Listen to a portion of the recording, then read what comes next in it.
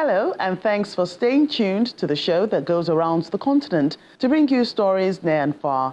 I'm Joke Rogers at Channels Television here in Lagos, and I'm joined by Vincent McCory from the Voice of America in Washington, D.C.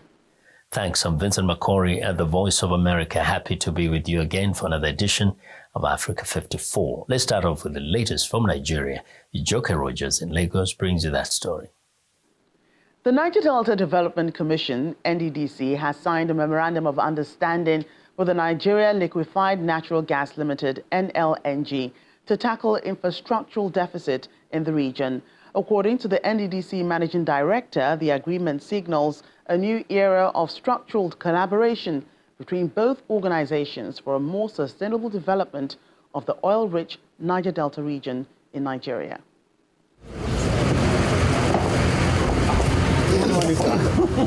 It's another high score for the Niger Delta Development Commission as it enters into a new level of partnership with the Nigeria Liquefied Natural Gas Limited in Port Harcourt, the River State capital for the development of the region.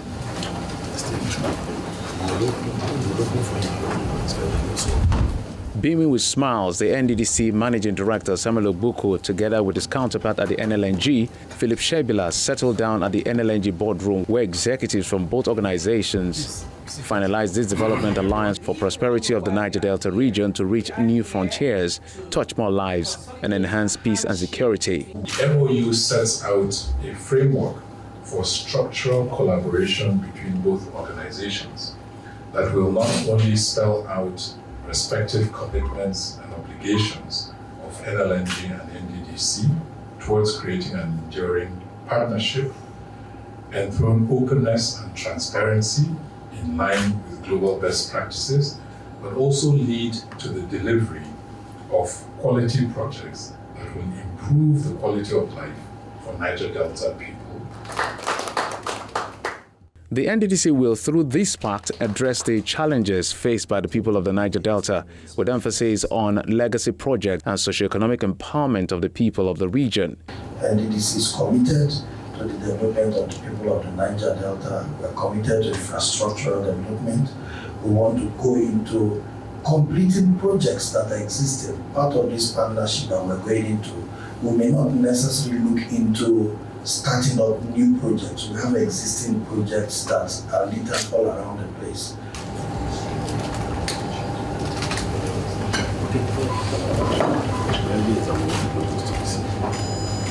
The Memorandum of Understanding is expected to promote harmonious relationship between the NDDC and the NLNG as an enabler for achieving a common goal of facilitating the sustainable and continuous development of the Niger Delta region through investment in development projects that will maintain peace and security in the oil-rich region. Joining us to discuss this is African Affairs Analyst, Mr. Achike Chude. Glad to have you today on Africa 54. Well, it's good to be here with you, Joke. Right. So do you see this memorandum of understanding driving positive change in the Niger Delta region? Well, it should. It's a good thing. I mean, the initiative is good. If you consider the politics, I mean, the initiative, yes, is supposed to have social and economic bearing on the people of the Niger Delta. But it was also born out of political expediency. Don't forget that the region has been embroiled in crisis for quite some time. We had the period of, one would say, internal insurrection or strife at the time before the amnesty program was given, was under the put on the table under the Yaradua administration.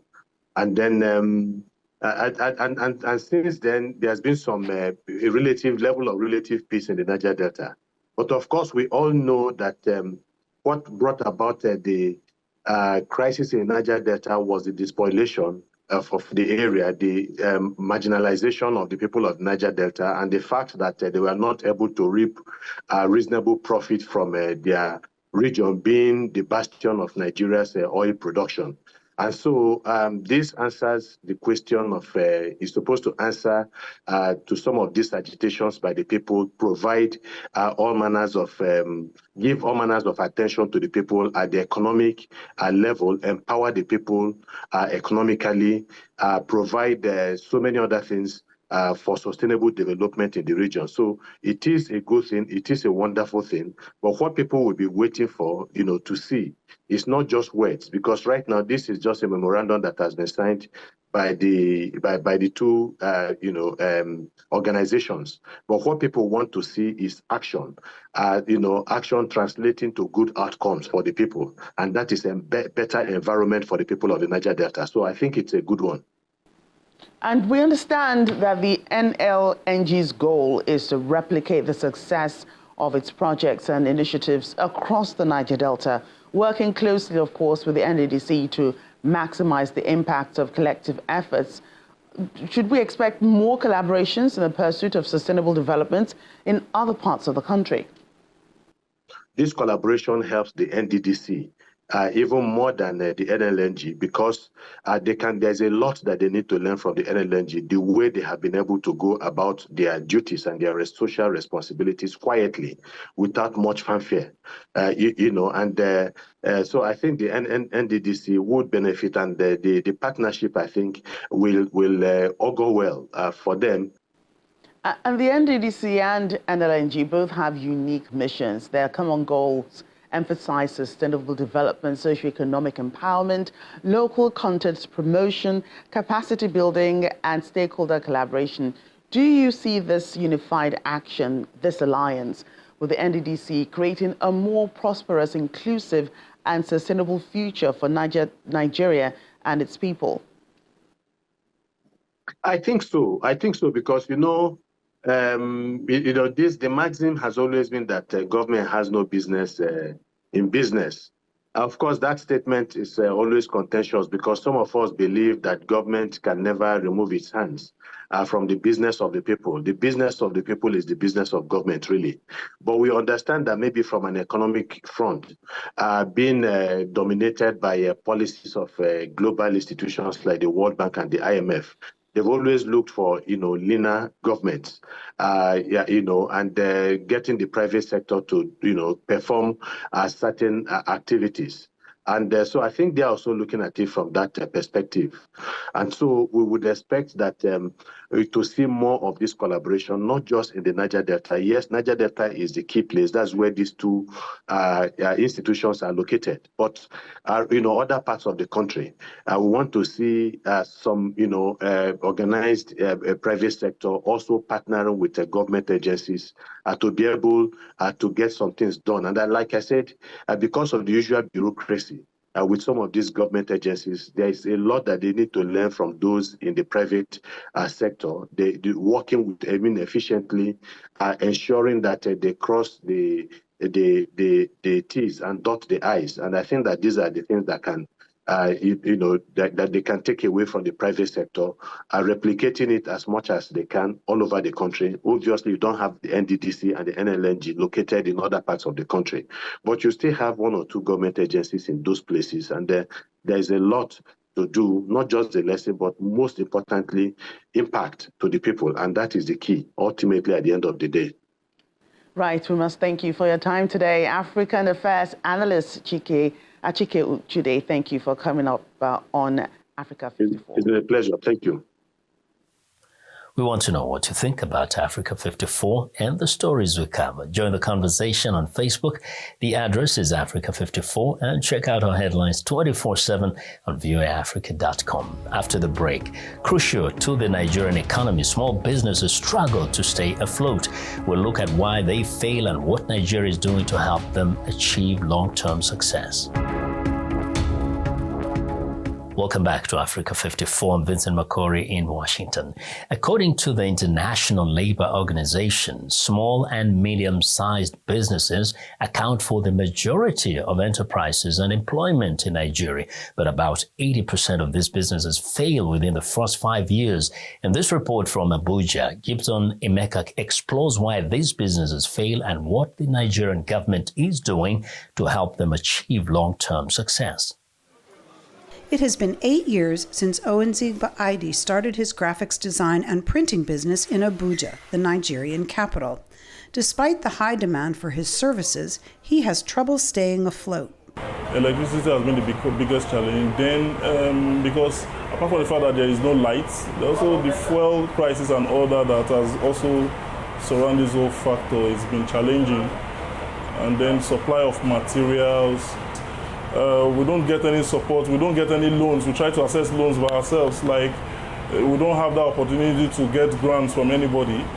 Nigeria is home to nearly 37 million small and medium-sized enterprises, representing about 96% of all businesses there. According to the International Labor Organization, these businesses contribute 48% of Nigeria's annual gross domestic product. But according to the Small and Medium-Scale Enterprises Development Agency of Nigeria, about 4/5 of these businesses fail before they turn 5. There are actually a number of programs that the government has rolled out in the last 4 or 5 years to help promote SMEs in Nigeria. But again, lack of monitoring, for me, the implementation of these programs is an issue. So we have it on papers that the government has rolled out certain programs to help the SMEs. Who is tracking the implementation of that program? To what extent are this program effective? Tax expert Emmanuel Agboloko said the complex tax system in Nigeria is another burden that hurts these businesses. For instance, a small and medium enterprise may be based in Niger State. They may have an operational office in Abuja, which is a federal capital territory. The Niger State government will be expecting the taxes from that small and medium enterprises. The FCT will be expecting the tax. So it becomes a multiple tax system that is very difficult to resolve. Besides streamlining the tax system, Agboloko says there are a number of steps the government could take to encourage small businesses to grow. Giving tax incentives to small and medium enterprises or waiver. They should be given the number of years they can operate without paying tax, and then they encourage them to go into production, grant them capital. We have Bank of Industry, Bank of Agriculture, so they should be encouraged to take soft loans to such enterprises. Economists believe that if given sufficient support, small and medium-sized businesses could hold the key to bringing down Nigeria's high unemployment rate and easing chronic and widespread poverty. For Gibson and Mecca in Abuja, Nigeria, Amy Katz, VOA News. The federal government of Nigeria has launched the modernized mining Geolog, the first in its series. The Minister of Solid Minerals Development, Mr. Adele Alake, made this known during the 8th edition of the Nigerian Mining Week in Abuja. This initiative is to harness the geographical mining map of the country's solid mineral resources. Critical stakeholders in the nation's solid minerals sector have gathered in this hall for the 8th edition of the Nigerian Mining Week in Abuja. The major focus here is how to capitalize on Nigeria's critical mineral resources for the nation's economic growth. The president is represented by the Secretary to the Government of the Federation, Senator George Akume, and he explains how the government plans to drive the growth of the solid minerals sector. Government shall continue to create and maintain enabling business environment for genuine investors to thrive in Nigeria. This shall be done by ensuring policy consistency, creating and maintaining fair fiscal and monetary policies, provision of adequate security and infrastructure. The extractive industry is the exclusive preserve of the federal government. However, the increase in the activities of illegal miners has raised the question of what states can do in this regard. We firmly believe that the benefits of mining should extend to the communities where mining activities take place. Mining companies operating in Nigeria are expected to be active participants in the development of local communities. This includes the provision of social amenities, educational support, and skills development programs for the local workforce. The era of just saying that getting a consent from the local community who have no idea about the impact of mining being sufficient should be taken off, so that we can renew in line with our renewed hope and come up with an arrangement where the state government, the communities, the federal government come together as we are issuing licenses, and I think that's the best way that we can go forward. The highlight of the opening session of the week-long event is the launch of the modernized geological mining map. The federal government hopes to shift focus to the solid mineral sector as a means to economic survival by making Nigeria a major mining destination and further bridging the gap in the sector's revenue. From the nation's capital, Kumbi Aboluwade, Channels Television News. Chad consistently ranks among the bottom 5 countries in the UN's Human Development Index with poor life expectancy, education and living standards. In this report from N'Djamena, Chad, Henry Wilkins speaks to residents who struggle to imagine a decent future for their families and to experts about what can be done to kickstart development. In Chad's capital, N'Djamena, Ola Suleiman sits by the side of the road breaking rocks to sell for use in construction. It's very hard to live here with no money. My children cannot go to school to become well educated. We accept this situation as we don't have any other choice. Chad, along with its neighbours Niger and Central African Republic, consistently finds itself at the bottom of the United Nations Human Development Index. The HDI was created in 1990 as a measure of a country's prosperity. It takes into account factors such as life expectancy, education and per capita income. Suleiman is not alone. 6.5 million Chadians live below the poverty line, a number that rose by 38% between 2011 and 2019, according to the World Bank. Omar Bourid, a mother of 4, lost her home to floods that devastated parts of Chad a year ago and now lives on a public soccer pitch in N'Djamena. It's really hard to find a good job. People are suffering. All the people here are having a hard time.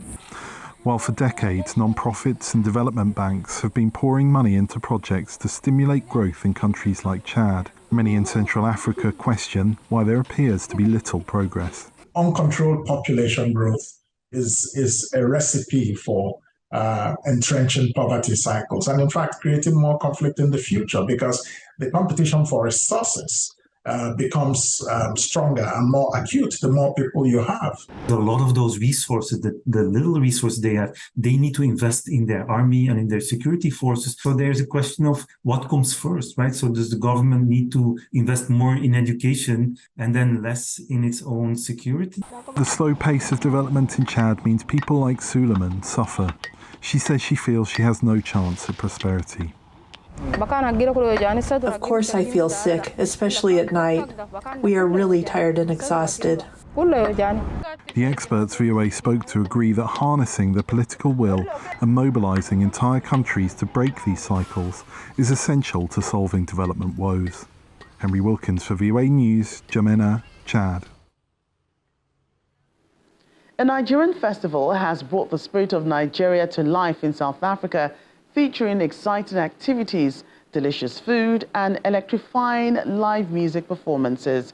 Those behind the event say its main goal is to celebrate African culture and promote unity among people of the continent, upholding the ideals of Pan-Africanism. On the lineup were artists from various backgrounds with diverse artistic styles, not only from Nigeria, but also from African countries like South Africa, Cameroon, Zimbabwe. Our South Africa correspondent, Innocent Samosa, reports.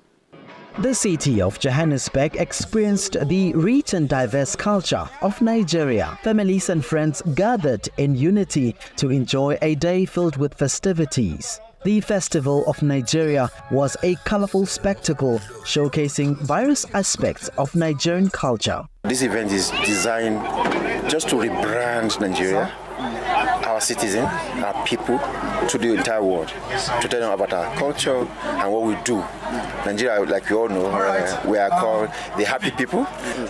Beyond that, it's even a program that will enhance social cohesion within Nigerians and South Africans, because we need to start putting forward our best foot. And we also need to start looking as individuals how we need to close the gap between Nigerians and South Africans, because there's a lot we can do in common. The president-elect of Nikasa, Reverend Frank Onyekwelu, says this will help to promote African unity. If you look at the map of Africa, Nigeria and South Africa are positioned in a very dramatic way. If you turn the map a little bit up, it will look like a gun. That South Africa is the nozzle, Nigeria is the trigger. So there is a unison between these two. The event featured a fantastic array of festivities, including live music performances that had the crowd dancing to Afrobeats and traditional Nigerian tunes. And I'm really glad to be here to at least meet some of my Nigerian family. The host nation, South Africa, also had the opportunity to learn about the Nigerian culture. I learned that Nigerians love their food. Oh my gosh. So jollof rice, they did not want us to mention that Ghanaians have jollof rice as well. So it's a fight that you can't come in between. Shoppers had the opportunity to explore a bustling market with an array of products from clothing to handcraft items, reminiscent of Nigeria's market. I love Nigeria. I love Nigeria. I love my Nigeria. Well, I also love Nigeria. What a beautiful time it has been. In fact, South Africans are telling me that the Nigerian community in South Africa have demonstrated the power of cultural exchange and unity. From Johannesburg, South Africa, Innocent Samosa, Channels Television News. In Kenya's capital, a radio station has reached a loyal audience by broadcasting in a so-called street language. Sheng is a dialect that draws from English, Swahili, and other established languages. Victoria Munga reports from Nairobi. Hii ni Ghetto Radio Sheng News na unadikodiwa na Muhando. Ghetto Radio targets Nairobi's large population of poor and working-class youths, presenting current news and programs in a street language popularly known as Sheng. Welcome to Kenya's #1 Ghetto Radio, stage yako ya power. Julius Ondinjo, popularly known as Majimaji, founded the station 15 years ago. We thought to enhance communication, we bridge the gap. A station that sounds like them, talks like them, plays what they want to hear, and above all, gives a chance to urban music, especially Kenyan, a chance to grow. At least 30 young people are employed at the station, including news anchors, producers, and marketing staff. We discuss trending issues that are relevant to the youth, the target audience. We discuss entertainment. We profile Kenyan music in a bid to build it. We profile Kenyan art intentionally, deliberately to grow the industry. We also profile justice issues, political issues that affect the people. We talk life. The audience has grown to include uptown youths and in some instances people who take public transportation. Bado waendelee kutumia, inaelimisha. They are educating us. First, they have many fans compared to the other languages. Why? Because this is the trend in Nairobi. Many people have been raised in Nairobi. They were born here. Which language will you tell them to speak? Kenya's Media Council is introducing a course that will see journalists undergo training on local content, including broadcasting in Sheng. How do you, for example, do a story around health issues, do a story around cost of living in Sheng? So we must also help build the capacity. Some of now the blogs we are seeing in the digital platforms, also some of them are in Sheng right now. So it's a group of things we can't run away. Authorities at Ghetto Radio say they hope to expand it to create more work opportunities for the increasing number of young job seekers in the media field. Victoria Amunga for VOA News, Nairobi. At 9:51, Well, and that's our show for today. You can find all the continent's top news and world news online at voaafrica.com. Check it out. I'm Vincent McCory in Washington. Channels Television has our last word. We look forward to bringing you another show next week. To remember that channelstv.com is your source for news and programming. I'm Joke Rogers. Thanks for watching and goodbye.